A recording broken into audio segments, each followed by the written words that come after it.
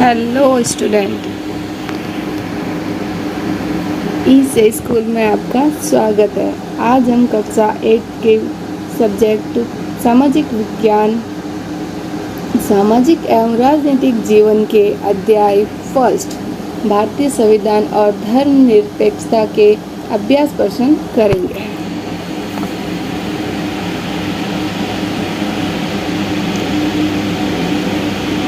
प्रश्न number first, किसी लोकतांत्रिक देश को संविधान की जरूरत क्यों पड़ती है?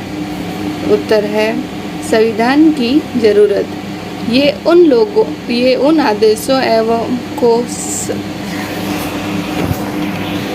उन आदेशों को सूत्रबद्ध करता है जिनके आधार पर नागरिक अपने देश को अपनी इच्छा और सपनों के अनुसार रच करते हैं। ये ऐसे नियम निश्चित करता है जिनके द्वारा शासकों के हाथों सत्ता के दुरुपयोगों को रोका जा सके। तीसरा पॉइंट है, संविधान यह भी सुनिश्चित करता है कि कोई ताकतवर समूह किसी दूसरे कम ताकतवर समूह या लोगों के खिलाफ अपनी ताकत का प्रयोग न कर सके।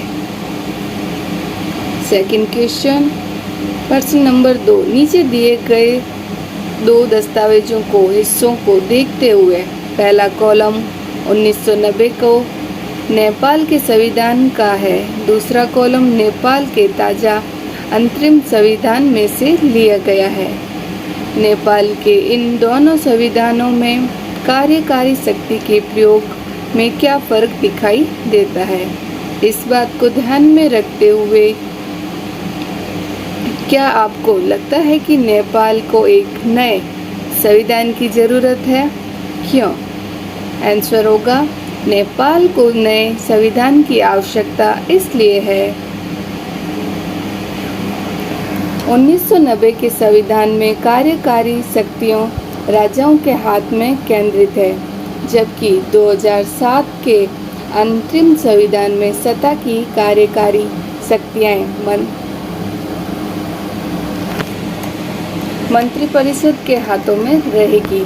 हाँ, नेपाल को नए संविधान की ज़रूरत है क्योंकि 1990 के संविधान में वे आदर्श निहित नहीं हैं जो नेपाल की जनता चाहती है।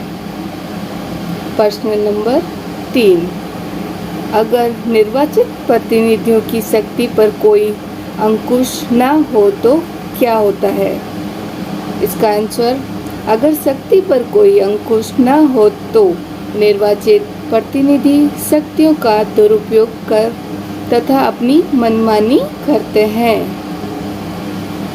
सेकंड पॉइंट, वे किसी को भी डराने, धमकाने और दबाने की कोशिश करते हैं और अल्पसंख्यकों की अपेक्षा करते हैं।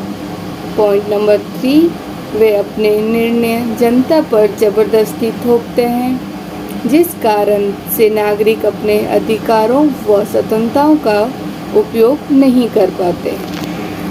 प्रश्न नंबर 4, निम्नलिखित स्थितियों में अल्पसंख्यक कौन है? इन स्थितियों में अल्पसंख्यकों के विचारों का सम्मान करना क्यों महत्वपूर्ण है? इसका एक एक कारण बताएंगे। क, एक स्कूल में 30 शिक्षक है और उनमें से 20 पुरुष है। ख, एक शहर में 5% लोग बौद्ध धर्म को मानते हैं। ख, एक कारखाने के भोजनालय में 80% कर्मचारी सहकारी है। पॉइंट नंबर लास्ट, ग, 50 विद्यार्थियों की कक्षा में 40 विद्यार्थी संपन्न परिवारों में से है। इसका आंसर होगा, महिलाएं अल्पसंख्यक है। महिलाओं के विचारों का सम्मान करना महत्वपूर्ण है क्योंकि वे भी पुरुषों के बराबर योग्यता रखती है एवं स्कूल में पुरुषों के बराबर ही भूमिका निभाती है। बौद्ध अल्पसंख्यक है, उनके विचारों का सम्मान करना महत्वपूर्ण है क्योंकि भारत में धर्मनिरपेक्षता का पालन किया गया है इसलिए प्रत्येक समुदाय को अपनी संस्कृति की रक्षा और विकास करने का अधिकार है। मांसाहारी अल्पसंख्यक हैं, उनके विचारों का सम्मान करना महत्वपूर्ण है क्योंकि प्रत्येक व्यक्ति को अपनी पसंद चुनने का अधिकार है। गरीब परिवार के विद्यार्थी अल्पसंख्यक हैं, उनके विचारों का सम्मान करना महत्वपूर्ण है क्योंकि सभी विद्यार्थियों को समान अवसर दिए जाने चाहिए ताकि प्रतिभा का विकास हो सके। क्वेश्चन नंबर 5, नीचे दिए गए बाएं कॉलम में भारतीय संविधान के मुख्य आयामों की सूची दी गई है। दूसरे कॉलम में प्रत्येक आयाम के सामने 2 वाक्य में लिखिए कि आपकी राय में यह आयाम क्यों महत्वपूर्ण है। मुख्य आयाम, शक्तियों का बंटवारा, मौलिक अधिकार, संसदीय शासन पद्धति महत्वपूर्ण। इसका आंसर, संघवाद में 3 स्तर की सरकारें होती है तथा तीनों स्तर की सरकारों के अधिकार क्षेत्र अलग अलग होते हैं। सरकार के तीनों अंगों विधायिका, कार्यपालिका एवं न्यायपालिका के बीच शक्तियों का बंटवारा इस प्रकार किया गया है कि कोई अंग अपनी शक्ति का दुरुपयोग न कर सके। मौलिक अधिकार के सभी नागरिक को राज्य की सत्ता के मनमाने और निरंकुश इस्तेमाल से बचाने के लिए दिए गए।